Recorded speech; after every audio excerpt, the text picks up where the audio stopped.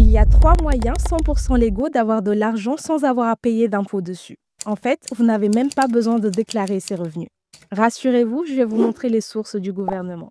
Le but de cette vidéo est de vous montrer comment gagner de quoi remplir votre frigo ou réparer votre voiture sans avoir peur que les impôts vous prennent tous les fruits de vos efforts. Et aussi pour que ceux d'entre vous qui ont de faibles revenus ou sont encore en période d'essai au travail ne perdiez pas vos droits aux aides à cause de petits revenus ponctuels. Donc, première source, la vente d'objets d'occasion entre particuliers. Que vous vendiez sur Le Bon Coin, eBay, Vinted ou en brocante, vos revenus ne sont pas imposables et vous n'avez pas à les déclarer tant que vous respectez ces 3 conditions.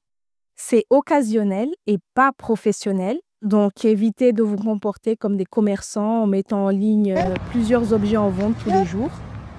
Vous vendez un bien personnel que vous n'avez pas acheté spécifiquement pour la revente.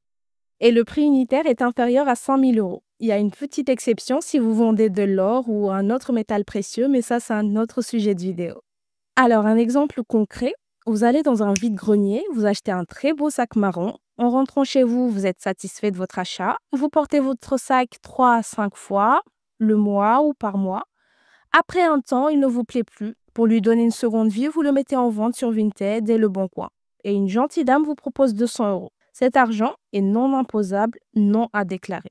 Par contre, faites très attention, car depuis janvier 2023, les plateformes ont l'obligation de transmettre au fisc les revenus générés par les utilisateurs. Si sur une plateforme, vous encaissez 2 000 euros ou bien vous atteignez 30 transactions, le signalement se fait automatiquement.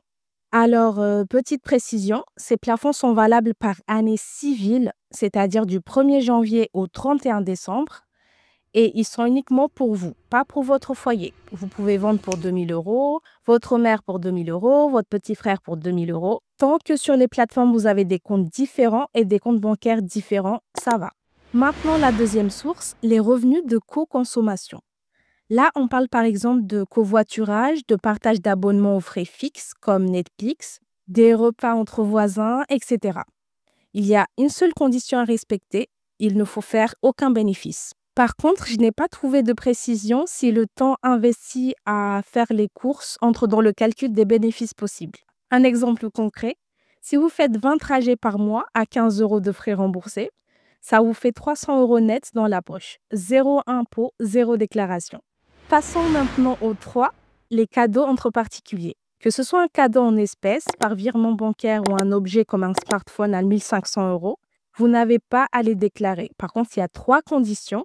Le don est manuel et ponctuel, anniversaire, naissance, etc. Le montant est raisonnable et cela ne constitue pas un abus de droit, c'est-à-dire que les impôts n'estiment pas que ce don est une manœuvre frauduleuse pour échapper au fisc. Et en fait, il y a une 4e source d'argent, mais j'hésitais à en parler car c'est quand même toxique. Ce sont les gains des jeux d'argent, mais pas tous. Si par exemple vous êtes un joueur de poker, vous devez déclarer vos gains au fisc. D'ailleurs, je trouve ça quand même injuste vu que si vous perdez tout, et ça arrive beaucoup plus souvent, vous ne pouvez pas remplir de feuilles d'impôt avec un solde négatif. Les gains sont pris en compte, mais les pertes non.